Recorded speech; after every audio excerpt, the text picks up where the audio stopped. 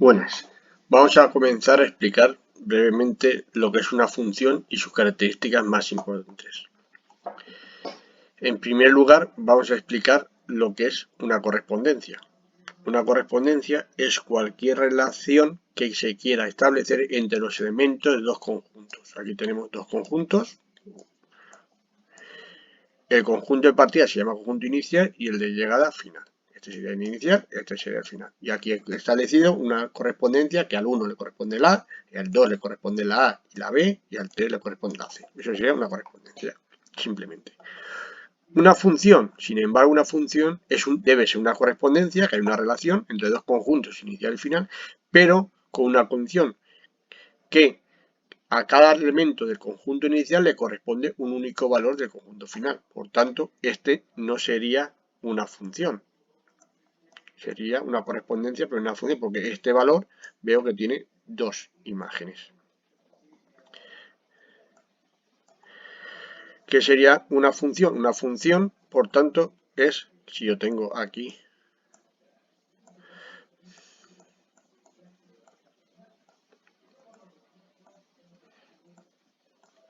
el 1, el 2, el 2 con el 6. Eso sí, porque a cada conjunto puede haber aquí algún elemento que no tenga imagen. Y algún elemento aquí que no tenga origen. Una función liga dos variables numéricas. Como estamos en matemáticas, nos vamos a basar en las numéricas, a las que habitualmente se llamamos x, serían esta, la del conjunto inicial, y y, la del conjunto final. A x se le llama variable independiente, a la y variable dependiente. ¿Por qué? Porque la función es como si fuese una máquina donde entra una serie de datos, es decir, la variable independiente, y los transforma en otros datos que la y. Es decir, y va a depender del valor de x. La función se suele denominar y o también se suele denominar f de x. Es lo mismo poner y que poner f de x. Para visualizar el comportamiento de una función recurrimos a su representación gráfica sobre unos ejes cartesianos. Los tenemos aquí dibujados. Este sería el eje x, este sería el eje y. Acordaos que el eje x era el eje de las abscisas, el eje y de las ordenadas. Yo tengo aquí dibujada una función. Cada valor de esa función, es decir, esta gráfica está compuesta por puntos y cada uno de esos puntos tiene su coordenada x, es decir, y su coordenada y. Tanto se escribiría x la primera y la segunda. Cada punto de la gráfica tiene dos coordenadas, es lo que acabo de decir. Se llama dominio de definición de una función f y se designa por don al conjunto de valores de x para los cuales existe la función. Es decir, el dominio es todos aquellos valores que tienen una y. Esto lo profundizaremos un poquito más adelante. Se llama recorrido de f y se designa por rec o r al conjunto de los valores de y que tienen una x. Es decir, lo contrario.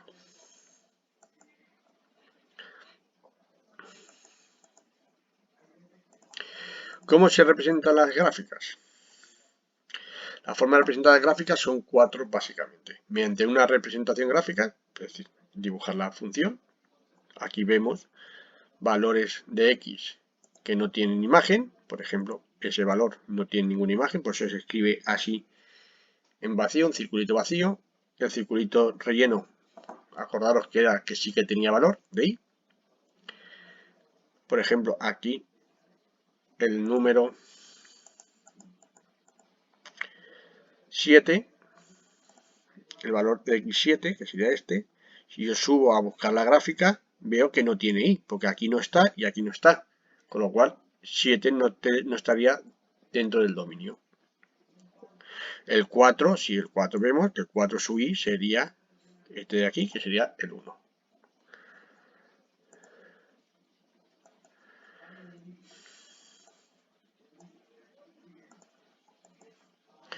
Otra forma de representar una gráfica es mediante su tabla de valores. Es decir, la x y su y. Otra forma es mediante el enunciado, es decir, da unas características, una descripción, la cual es poco preciso, aunque si se acompaña con muchos datos, sí que puede llegar a determinar perfectamente la función. Y por último, y la más importante, es mediante su expresión analítica o fórmula. La primera es la forma más precisa y operativa de dar una función, pero requiere un minucioso estudio posterior. Aquí tenemos que podemos dar i igual a x cuadrado partido de x menos 2, o vuelvo a decir, en vez de poner i, podemos poner f de x es igual a eso. Estas son las 4 formas de explicar o de representar una función. Nada más por hoy.